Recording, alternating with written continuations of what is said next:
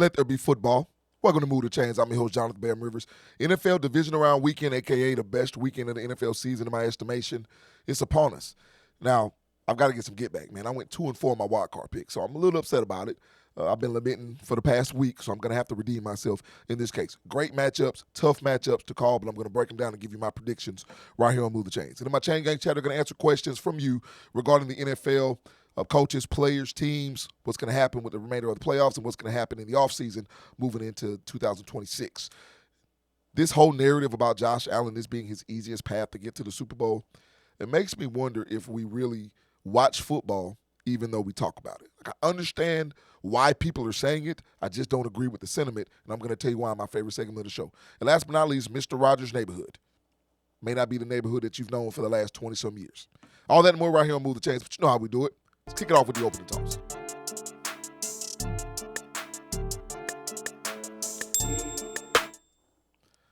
All right, so let's get to it. First game of the weekend. Kicking off at 4:30 today is Buffalo going on the road to Denver. Denver is a 1.5 favorite at home. This tells you that Buffalo would be a favorite neutral field because you usually get 3 points for being at home. But we're not on a neutral field. We're in Mile High Stadium. Now, the thing about these two teams, very similar in their play this year. Both teams, frankly, poor in the first quarter. Just very slow starting teams, which is pretty surprising when you talk about Sean Payton on one end. Even though you've got a rookie quarterback, you've got a phenomenal defense. So they held people down, but their offense did struggle at times. And even more confusing when it comes to the Buffalo Bills and the best run game in the NFL and one of the best quarterbacks in Josh Allen. But it is what it is with these two teams. Very slow starters, but both are very strong finishers. Both are one of the best in the second half and in the fourth quarter, especially the Buffalo Bills. So I want to look at last year's matchup between these two teams in the playoffs. And to me, it doesn't matter. It doesn't have any bearing on this year's matchup for the Bills. I think it matters more for the Broncos because if you think about the way the Broncos got into the playoffs last season, they were fighting for the 17. They were playing their arch rival, the Kansas City Chiefs, and the Chiefs had already locked up the 1 seed, didn't need that game. They wanted to preserve their starters to try to make a Super Bowl run, which they ended up doing, and the Broncos beat a benched Chiefs team and got to the playoffs. Now, they went to Buffalo and got smashed in the wild card round, but Bo Nix was a rookie last year, and he gained some valuable experience in that butt whooping. Right? Sean Payton had a team that it was his first year coaching, gained valuable experience in that butt whooping. And I think it meant more to Denver for now and today's game than it did the Buffalo Bills. But as I watch this game and as I kind of break down what I think is going to happen, the question I have is, who's going to be better after the first 15? Which team will be better after the presumed scripts? Because I think both teams are going to have their quarterback be a dual threat, which they are. And this is the game that shows you this is why I feel like dual threat quarterbacks have always been the name of the game. Even before people saw that, they were always, because they can beat you in a multitude of ways. But who's going to win after the 15 script plays are done? Who's going to make the adjustments? I'm looking at this team, and it's hard for me to sit here and say that Josh Allen won't be the best player on the field. I think he very well may be. I think he may be the best player on offense, regardless of what people do defensively, and I think special teams will play a huge part in this game as well. But it's hard for me to sit here at this time of year and say, hey, I trust this player, especially because he's banged up, and especially because the Bills won't have Jordan Poyer and Maxwell Hairston, two people in their secondary, which is the strength of the Bills' defense. It's hard for me to sit there and expect Josh Allen to try to go in there and do this, presumably, of course, by himself. The Broncos are not only phenomenal in terms of getting after the passer and being the best team in the NFL in terms of sacks, but they can also stop the run. They do a lot of different things. And let me tell you something I don't think a lot of people are going to talk about. This is the biggest game of his career, in my estimation, for Vance Joseph, the defensive coordinator for the Broncos, because he's been a head coach before. And you don't see a lot of times where defensive coordinators get second chances at head coaching positions because everybody wants to skew towards the offensive coordinator. He's been phenomenal. He's been the other head coach on this staff the same way that Aaron Glenn and Ben Johnson were to the Lions. That's what they have here. So Vance Joseph has led this defense to phenomenal heights this year. He has to come up with a game plan to stop the Buffalo Bills' rushing attack and ultimately stop a player who can transcend your scheme defensively. I think Denver at home has earned the right to be the number 1 seed, obviously, and I think it helps to propel them into the AFC Championship game. I like Denver at home, and the spread is what it is for a reason. All right? Now, San Francisco, Seattle, 8 o'clock kick. This spread makes me nervous. All these games make me nervous, but this spread, a 7-point, even though you're at home, and even though you're the 1 seed, and even though you've beaten San Francisco at the end of the season to secure this 1 seed, it still makes me nervous because we understand that this team has played twice before. This is the rubber match this year and the division rivals. But this makes me really peel back the layers on Seattle and look at John Snyder, their general manager. When Pete Carroll was no longer the coach in Seattle, they had to make a decision on who they were going to bring in to be his successor. And out of the 6 candidates they had, I think 5 of them were defensive coordinators. John Snyder was telling you what he wanted. And he wanted a defensive coordinator not because this team will be defense only, because they're not. They're complementary, but lean on their defense. The offensive line coach and the run game coordinator for the Seattle Seahawks have a combined experience in the NFL of over 60 years. Who has that? Who does that? So looking at Seattle and the way that they operate with a 2-headed running attack with Charbonnet and Kenny Walker and a play-action game with Arnold and Barner at tight end and Jackson Smith and Jigman, now Rashid Shaheed, they do it on purpose. Cooper Kupp, to me, hasn't even had that much of an impact, but can in games like this. I think San Francisco has done a phenomenal job in showcasing the maturity of Kyle Shanahan and Robert Saleh. I look at Saleh when he went to the Jets as the head coach, and he struggled. Shanahan has had his pitfalls as an offensive coordinator, right, in the Super Bowl and as a head coach in the Super Bowl. So you can't dismiss those experiences because they matter and they help. George Kittle not being in this game is huge because San Francisco is one of the best teams, not just in terms of running the football, but also having the guys outside, Juwan Jennings and Ricky Pearsall, and their tight ends blocking. Kittle is huge in the run game, and they won't have him. And the starters that they don't have on defense, they've been able to overcome that. I just think attrition finally catches up to San Francisco. I also think Seattle's better, and being at home with the 12th man, they earn the right to be in this position. And like the Broncos, I think this game at home propels them to the conference championship game. I like the Seahawks over the division rival 49ers. Houston and New England kick off Sunday's games, okay? So I'm looking at this, and New England's a 3-point favorite at home. Let me tell you something about Houston. First of all, I thought Houston and Kansas City would be the AFC Championship game this year. I was wrong in one half, and I'm going to let you know whether or not I feel that way moving forward for Houston. But I think the Texans were disrespected when they started 0-3, and the reason I think they were disrespected is because people did not disrespect them. And what do I mean by that? When the Chiefs started 0-2, everybody said the sky was falling. Everybody looked at this team and said, hey, it's finally caught up with them. They played too many games over the past 6 seasons, going to all these Super Bowls. They're not going to be any good. It ended up being true.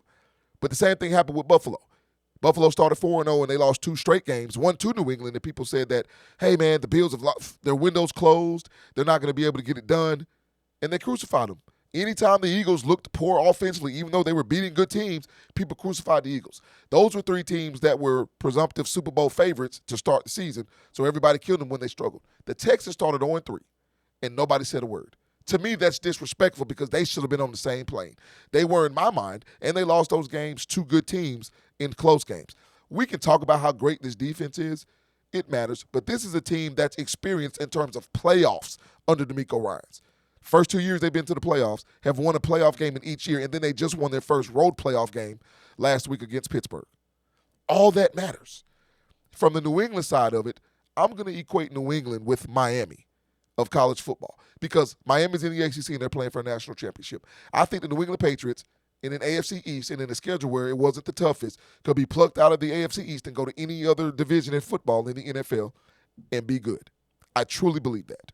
And I think at the end of the day, this will be a team that shows you why they paid all that money to their defensive starters because I think 7 of their defensive starters weren't drafted by New England. They did very well in the salary cap, and it's come to fruition. At the end of the day, this will be I didn't believe that he would have a good game.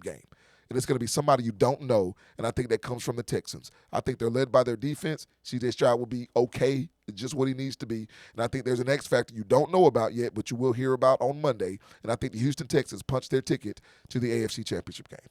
The last game of the weekend are the Rams and the Bears. First of all, I have no idea how Chicago won that game. None.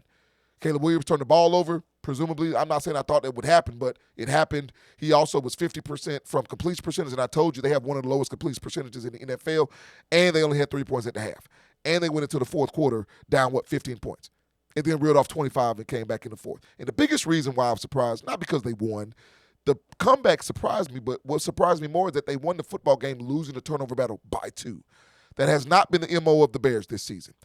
And you know what the Rams remind me of? The Rams remind me of a basketball team that can shoot from anywhere. The Golden State Warriors. But then the Rams go cold out of nowhere, and I don't know what happens. But I look at this team, The quarterback for the Rams, and Matthew Stafford, is one of the best touchdown to interception ratio quarterbacks and one of the best touchdown to turnover ratio quarterbacks in football. The Rams defense up front can present problems. I think even in the cold weather, the Rams go on the road and show why they were the highest scoring offense, but I think their defense plays well enough.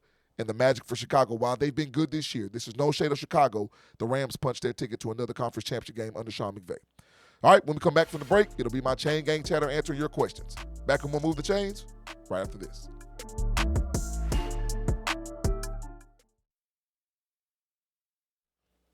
Welcome back to Move the Chains. Before I get to answer your questions via social media, I want to take this opportunity, as always, to thank my Lord and Savior Jesus Christ for hosting Move the Chains. I also want to thank you, the fans, for watching and supporting this show. It is greatly appreciated. To the best production crew in the business, as always, couldn't get it done without them.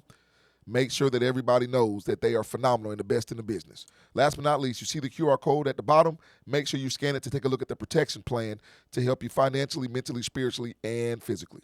Having said all that, you know what time it is. It's time for the Chain Gang Chatter.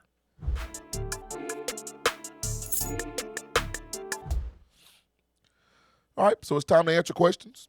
I'm on social media looking for these things, and here they are. So let's get to my first question. All right, should Mike Tomlin coach in 2026? No, he shouldn't. He should take a page out of Sean Payton's playbook.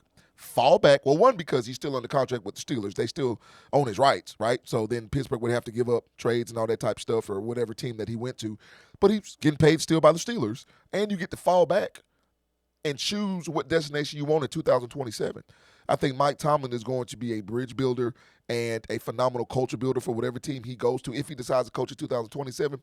But I definitely think he should take a year off to do whatever he wants to do, whether it's be an analyst or just chill and kind of look at the landscape and then pick his spot because he's that good of a coach to do so. All right, what's my next question? Did Green Bay underachieve this past season? I would say, yeah. I think Green Bay underachieved. Were there reasons? Yes. Did Micah Parsons getting hurt have an impact on them? It did. But again, I thought Super Bowl contending was Green Bay.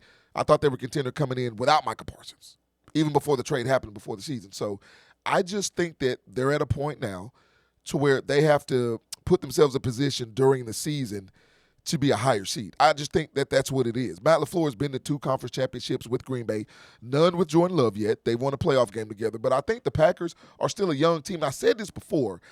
You look at the upside and you look at the potential trajectory and you look at the ceiling of these teams, but you never want to consider the growth that's needed. You never want to consider the inexperience and why it matters. Like, they have to grow. So, they're in contract negotiations now. I think they'll bring back Matt LaFleur. I think they should. Not sure how much the extension will be for because he'll be highly sought after if they don't extend him. I'd be surprised, even with the breakdown, and there was a breakdown against Chicago last weekend.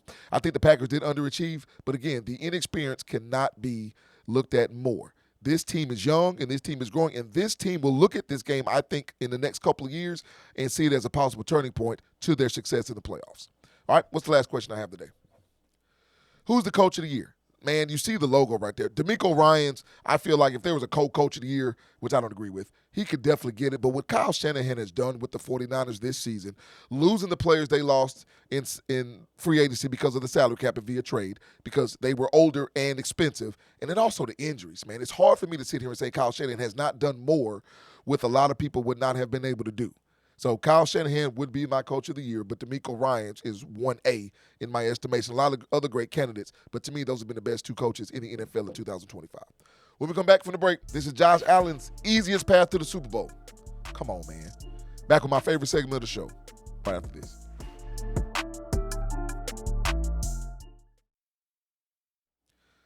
Now, welcome back to the show, and now it's time for my favorite segment to Move the Chains. It's time for my nonsense narrative.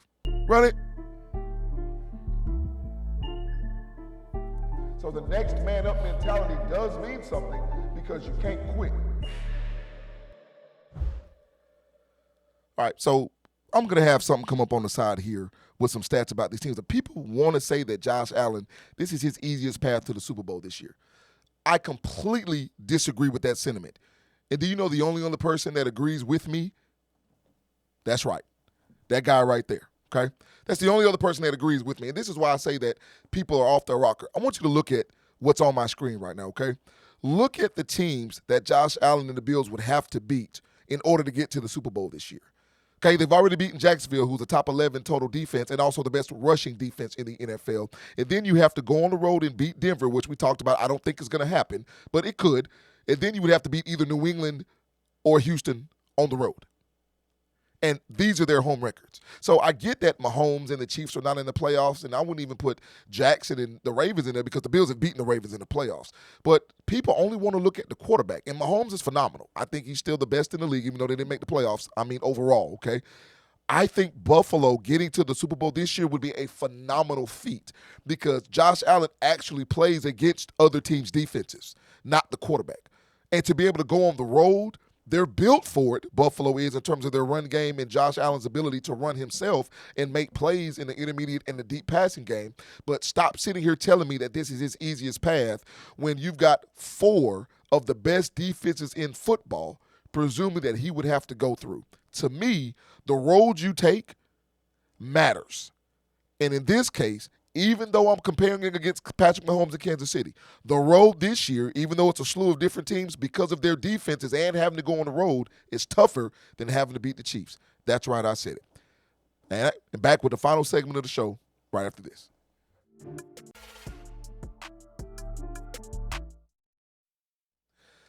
And welcome back into the show. And now it's time for the final segment of the show. It's time for the final drive.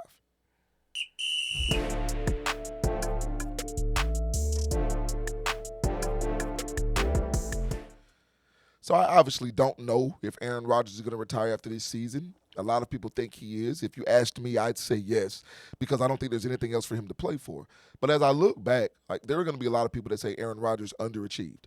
And I'll just say, when you win a Super Bowl, which is hard to do, and you win 4 MVPs, there are not going to be a list of players, specifically quarterbacks, that have accomplished those things. Do I think Aaron Rodgers could have won more Super Bowls? Absolutely. Are there seasons where he didn't get the job done? Most definitely. There were times where his postseason play was worse than his regular season play.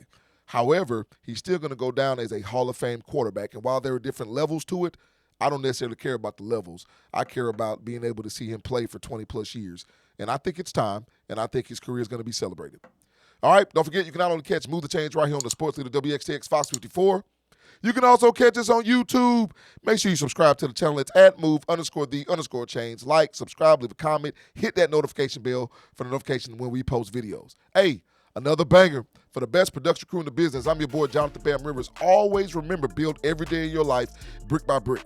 Click that QR code at the bottom to look at the protection plan to change your life. And as always, right here on Move the Change. Until next time, God bless.